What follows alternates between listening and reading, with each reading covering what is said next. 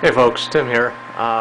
This is the Death Star. I'm sure you're familiar with it by now with my bombardments of pictures on Facebook. The noise you hear is me wet testing the boil kettle.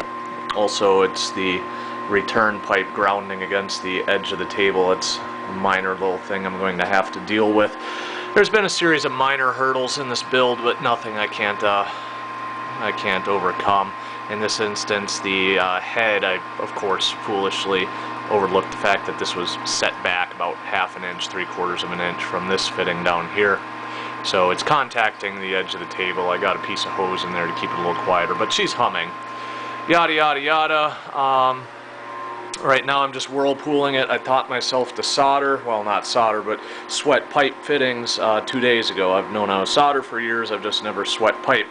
And I had some concerns over some of these tight bends we got in here, especially this guy down here. It's probably one of my uglier joints, but the way I have it assembled, I had to put sub-assemblies together, thread them in with Teflon and everything, and then I had to come in here and solder this guy last, which was kind of iffy. I used some wet toweling as a heat sink to try to keep from overheating the valves and damaging the seals or the Teflon threading into them. I seem to have accomplished this. The pens and the corks are just in there to prevent leaks, as this will be the crossover manifold to the mash tun in the future. I'll get to work on that later this evening. Right now I gotta head out and grab myself a 1/4 inch die. I'm threading right now. This piece of brass is just in there as a pipe plug essentially. I'll be threading the sight tube to go in there. I haven't hooked any electrons up to it just yet, but that's the outside the element as viewed from the outside of the kettle. And inside here, let's see if I got enough lighting. You can see the element snaking down there. You can see the sensor. And then I went with 2 street elbows, one pointing down, that's the pickup tube. Hopefully that should only leave about ½ gallon of stuff behind, and most of that should be solids after a whirlpool like I'm doing right now. The return is tipped at a 90 and causes the fluid inside the kettle to whirlpool. Centrifugal or centrifugal? Doesn't matter. Physics will take solids and place them in the middle of the kettle for me, so that I should get nice clean wort into the fermenter. Which brings us back down here. The way I opted to do this is I suspended the, well, I'll build a shelf later, but the pump is suspended in the air right now.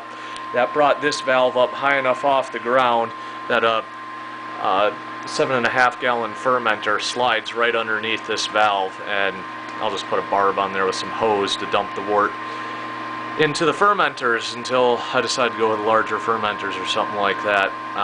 This valve doesn't have a lock on it. I'm going to swap that out.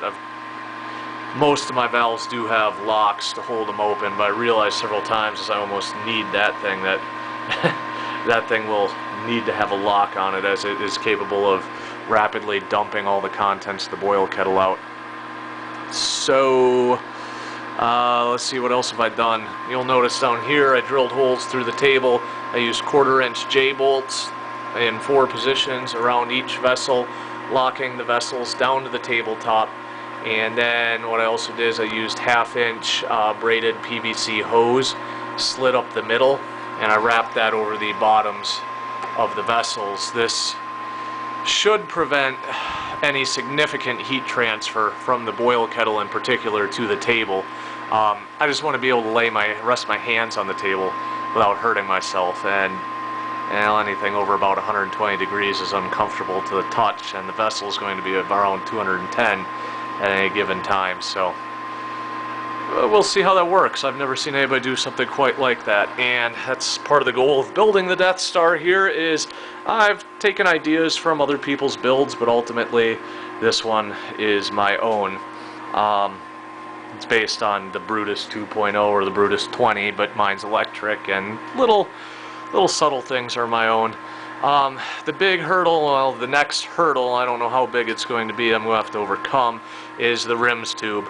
I don't know exactly how I'm going to work that into the plumbing, as I don't have a lot of room. I'm avoiding much dead space with a minimum amount of plumbing, but I need to be able to fit that monster of a wort heater somewhere down here, or maybe somewhere up alongside the vessel. If I had it all over, or had it do all over again, I'd probably have offset the upper fitting about 90 degrees, maybe on a 45, so that I could drop the tube right off without it interfering with the output. I suppose I'll show the inside of this off too. I had a few pictures up on the Facebook page, but didn't really talk too much about it. As you see, I've got the lock line up here for the sparge arm, and if the lighting's good enough down here, I'm going to have to find some more permanent way of rigging it in, but I've got a half-inch copper dip tube going down to the center, and as you see, that's a Pico false bottom that I had to do a little massage work with a hammer to my nice expensive false bottom, but she fits in the keg now without the little legs, and it's actually below the fitting, so I should have a minimum amount of dead space in there, about 1 gallon of dead space, as I would guesstimate it at, until I actually get fluid in there and measure it. I'm going to put, I think, 1 little leg on the center of each of these, and then I'm also going to put a stainless eye bolt on so that it can act as a handle and you can tug it out a little easier. Got the Reflectix on here. We knew that was coming from one of my previous experiments. Nothing really new to report on the control panel. Threw a few